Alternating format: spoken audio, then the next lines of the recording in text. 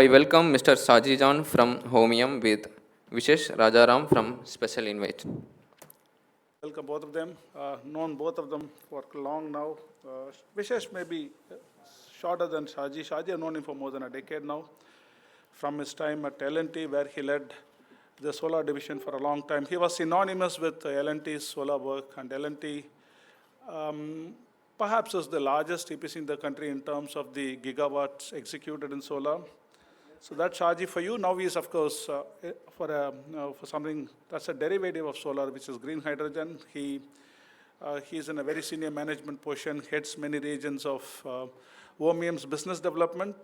Vishesh needs almost no introduction for Chennai guys, and especially for startups, because he's co-founder Speciale Invest, and these guys have been in deep tech for a long time. They do things apart from climate tech. He'll talk more about it, but very impressive the way he analyzes firms, he interacts with them. Very successful guys. Thank you. Take over. Good morning to everybody. It's my pleasure to be here, and thanks Narsi and CLIMAFIX and Vishesh for giving me this opportunity. I will take not more than 3-4 minutes to just give a context of what Ohmium is, what is the technology, and what is our journey till now.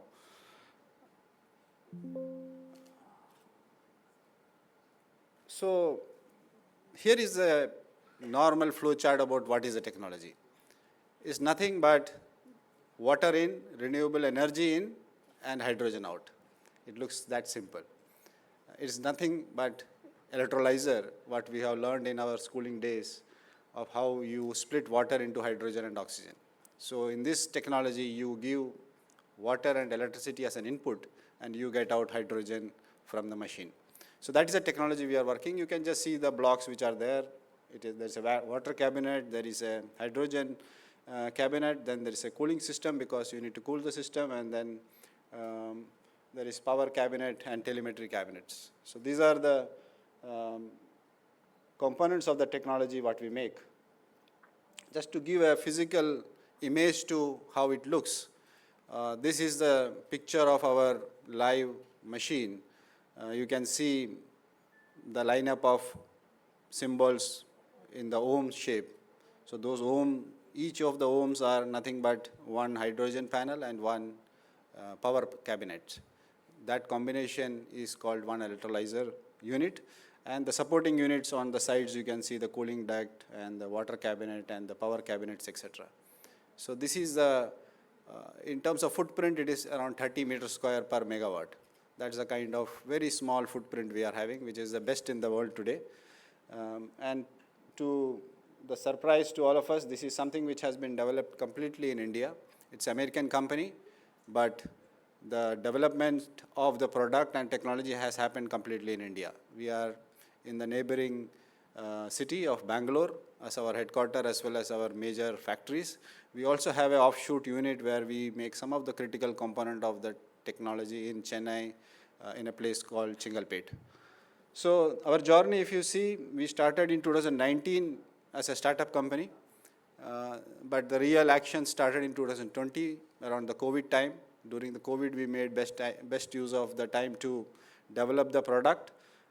In the bottom side, you can see the funds we have raised. The largest one was in 2023, where we raised $250 million of money from TPG Rise. That has given us a long haul base for continuing the business, and followed by in 2024 we raised money from 3M as a strategic partner.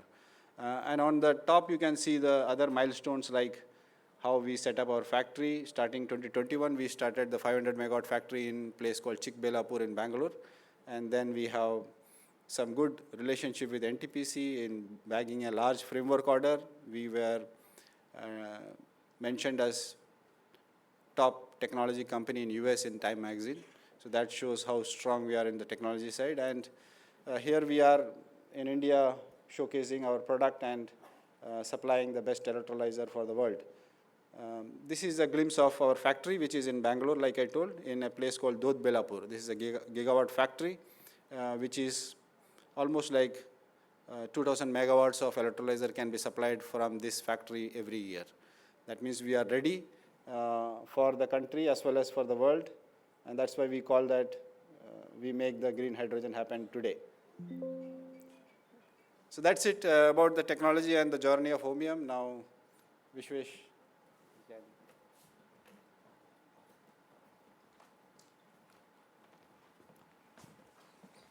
Thank you. Firstly, it's super impressive.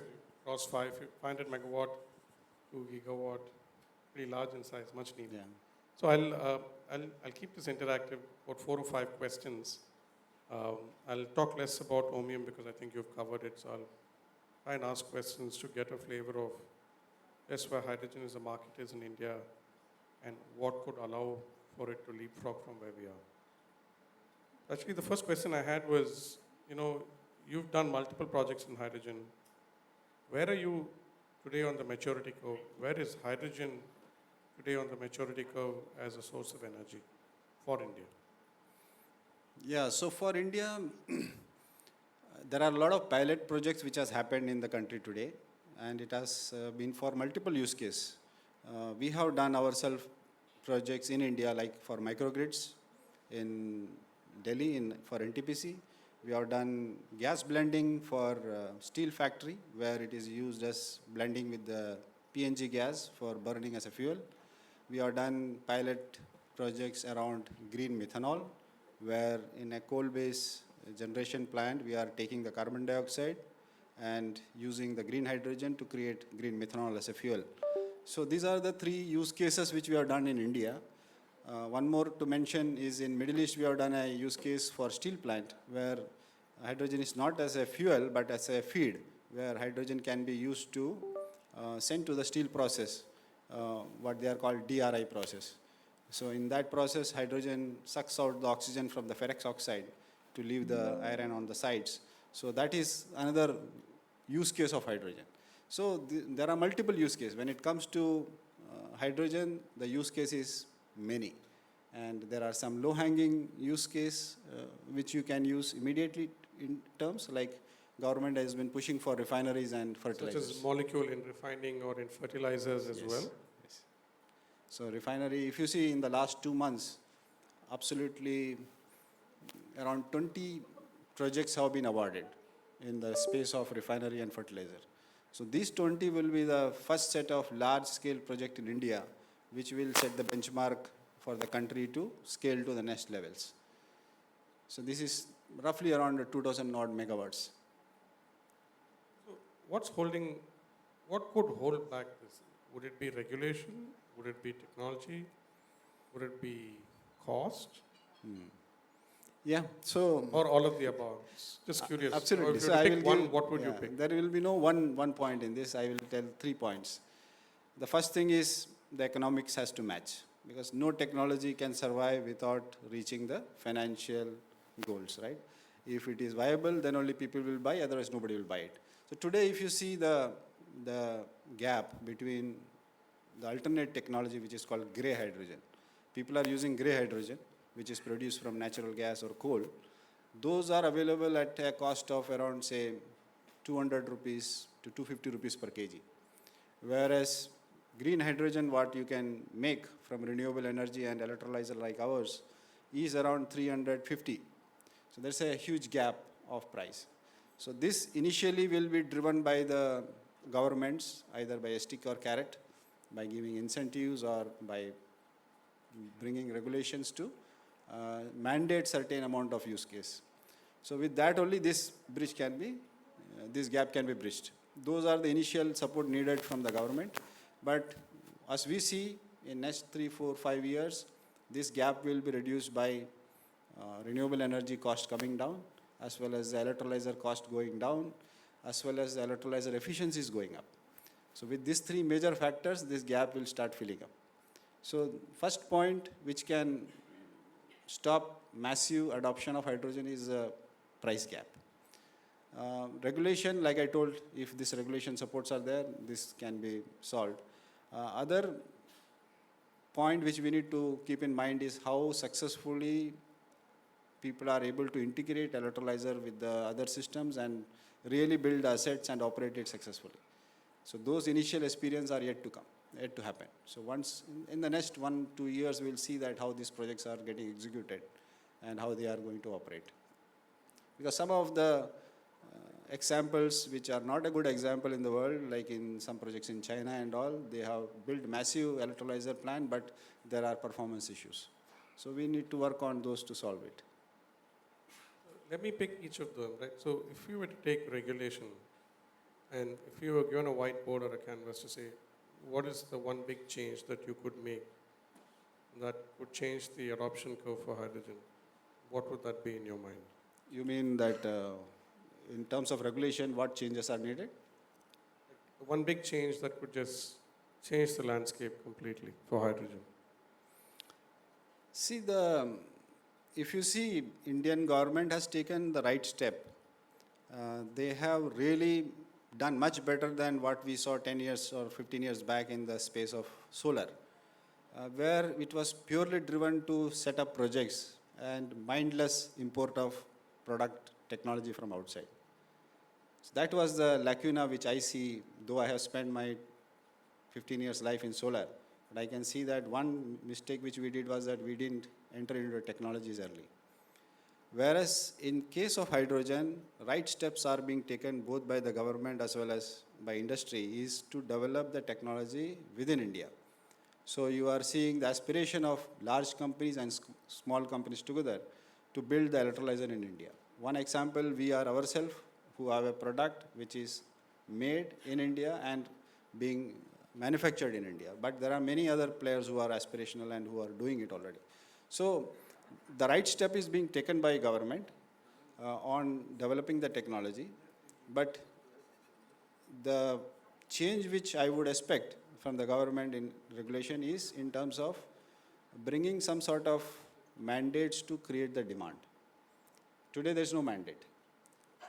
But government is indirectly pushing the public sector undertaking to adopt hydrogen, but there is no written rules that they should definitely go for hydrogen. And because of the price gap which I mentioned in the beginning, there would be always an hesitation for a company, whether it is a private company or even if it is a PSU company. Everybody is running business for profits. So if there are a large gap of cost, they will find hesitation on implementing the projects. So a regulation would put that off clearly and put the projects on track. Let's talk about Ohmium. You said you're setting up an electrolyzer manufacturing facility. If you could just help break down what goes into an electrolyzer and how and what breakthroughs will come to bring costs down, to the extent you can share non-confidential stuff. Just to make myself clear, you are asking what breakthroughs will come to bring down the cost? What breakthroughs in electrolyzer manufacturing and electrolyzer technologies would bring down the cost of green hydrogen? Okay.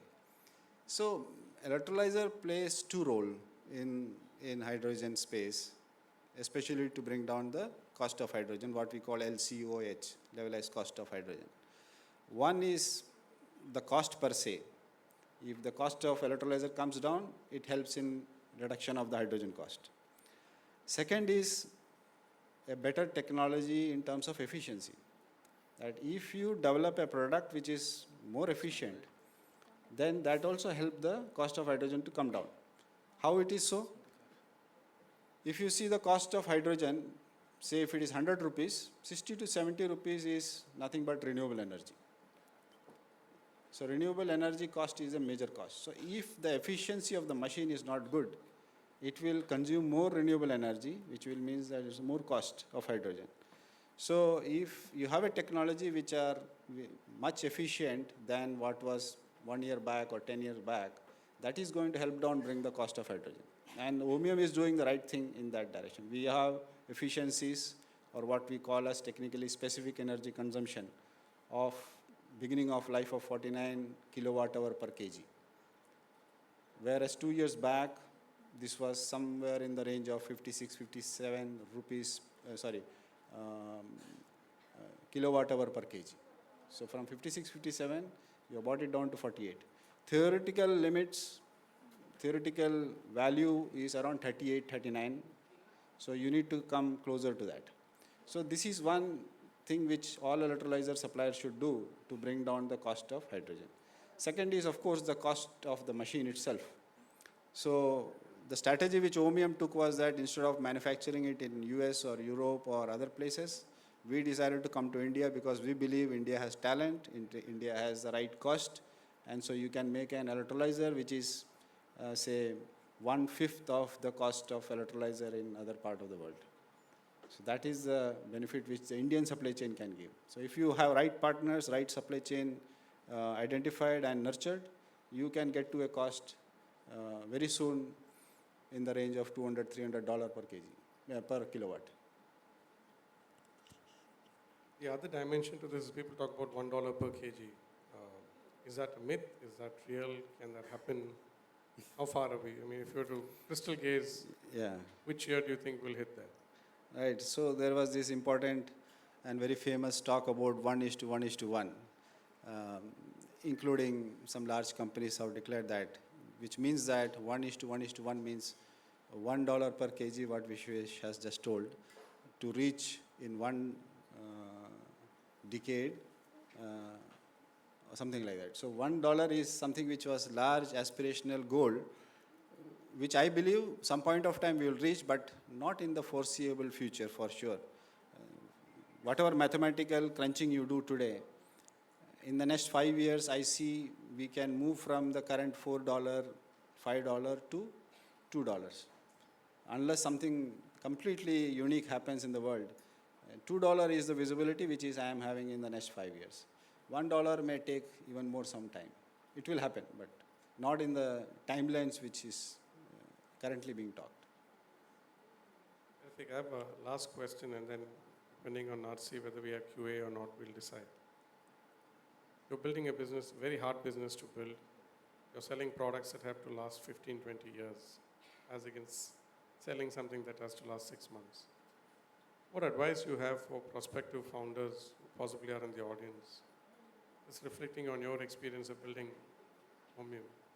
One or two things that you want to leave them with, thinking if they were to consider wanting to start up, not necessarily in the hydrogen space, but in general as an entrepreneur. Yeah, so two points. One, build a product which is of high quality. There should not be a compromise on quality. The product should be well tested and should meet the performance criteria, expectation of the market. So very focused on the product development. Ohmium was able to do it because our CEO, Mr. Arni Ballantyne, and our CTO, Mr. Chokalingam Karpaya, they have been spending their life in electrolyzer for 30, 35 years. So they were very focused on the product.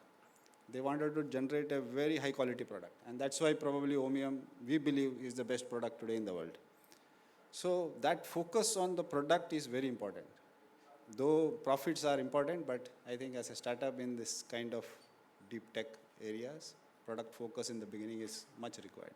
That is point number one. Point number two, build a business model. Like you told, it is for 15 years, 10 years life. So don't be in a hurry to sell a product and get out. Build a business model which where you can remain with the customer for the life, say 10 years or 15 years. Not just it gives confidence to the customer, but also it gives you a revenue which is recurring, right? We have a model called RMM model, remote monitoring and maintenance. So we sell our machine and then we also remain in the project for 10, 15 years so that any maintenance requirement, predictable or unpredictable, is taken care by us. So then customer don't have to worry. They got a project where the technology risk is more or less with the technology supplier. Only they have to take the project risk and financial risk. So product and a sustainable business model. Those are two useful things. Lovely. Thank you so much. I think we've sort of come to the end of time that we were given for this talk. But let's see if you have time for Q&A, we could do that. Else we'll let you roll to your next session. Do you have time for Q&A? Do you want to roll in? Yeah, please. Stopped us, so we have time. Yeah.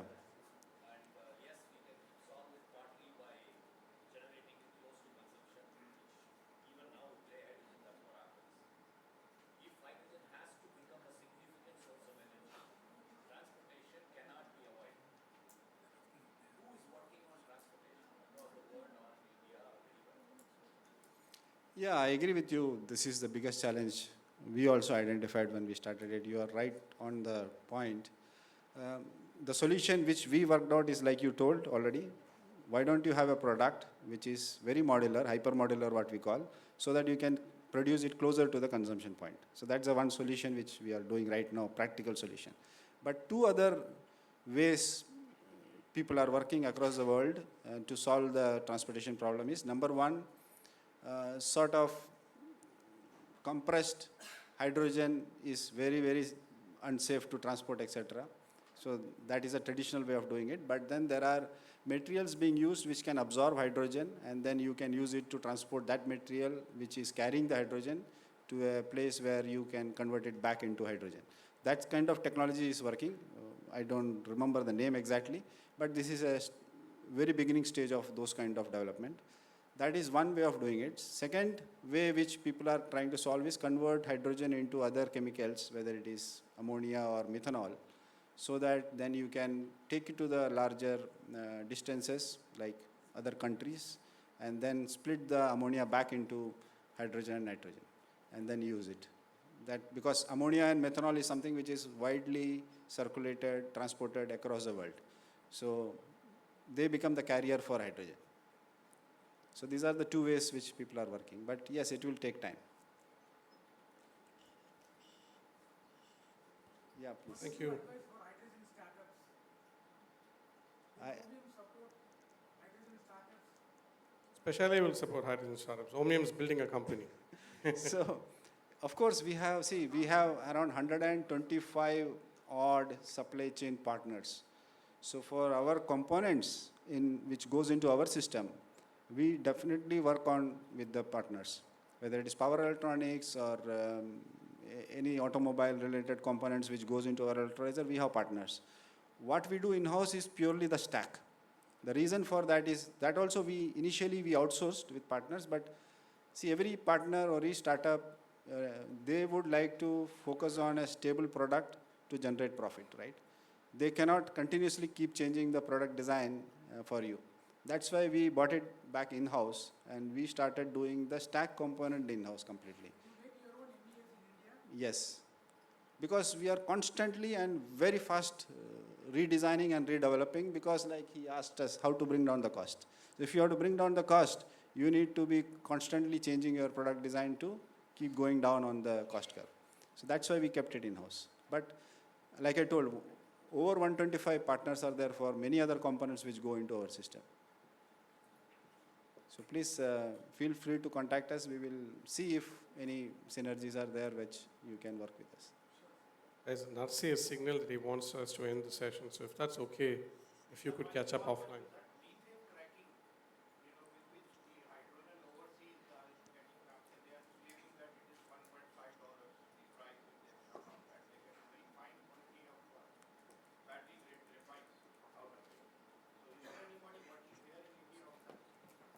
Sorry, that area I am not, methane cracking you are asking, no, I am not knowledgeable on that area, sorry.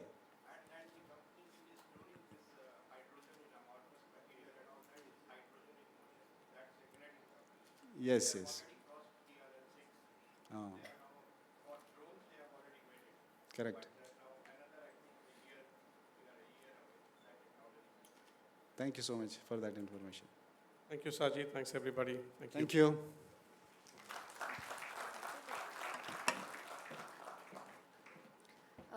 Thank you for your insightful and informative session. I would like to invite Mr. Girish Gidyal, HMEL, to present the memento to our speakers. So before I present memento, we have been interacting at HMEL. We have been interacting with Ohmium for past 4 years or so. A very good product, and we have visited their manufacturing and R&D facility. It is impressive, very competent, technically very good people, and a very good product they have been supplying. Only issue which he actually was telling is basically the price gap between green hydrogen and gray hydrogen. And that is where the things have to come down before actually we also get into some kind of a commercial transaction with them. So I would If there are any buyers or if there are any organizations who are interested, they may please also interact with Ohmium if they are not already doing.